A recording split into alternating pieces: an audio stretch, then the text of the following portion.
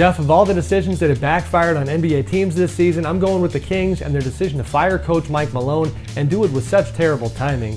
Now listen, like I wrote at the time, I did understand why they did it when it came to the internal politics, but I also wrote that the rhetoric had to be followed by results. That has certainly not been the case under new coach Tyrone Corbin. The 2-5 since firing Malone. The defense, which was one of Malone's calling cards, has absolutely fallen off a cliff. The offense has improved, but not enough to counter how bad the defense has been. All of this matters quite a bit for this organization because they need fan support right now. They have a new arena coming in the summer of 2016. Now, more importantly, Jeff, as far as the future goes and who the next coach might be, that's completely unclear, and I don't think a good look for this group when it comes to their ability to operate cohesively, even with Malone out of the picture. I'm told there's a lot of differing opinions internally about who the next guy should be. Is it going to be George Karl, Mark Jackson, maybe Chris Mullin himself? We shall see, but clearly they didn't know where they were taking this thing after firing Malone. Now the fans are furious, and I don't blame them.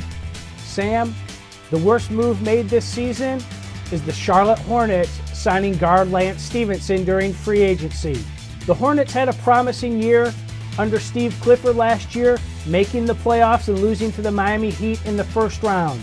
But when the Hornets lost Josh McRoberts during free agency to the Miami Heat, they needed someone who could fill a similar role. They thought that person was Lance Stephenson. Sure, Stephenson is averaging 10.2 points, 6.8 rebounds, and 4.8 assists. But if you take a deeper look, it's clear it's not working out between Stephenson and the Hornets, who are 10 and 22. Stephenson is shooting 38% from the field and just 15% on three-pointers. But the more incriminating evidence against Stephenson is that the Hornets are a better team when Stephenson is not playing.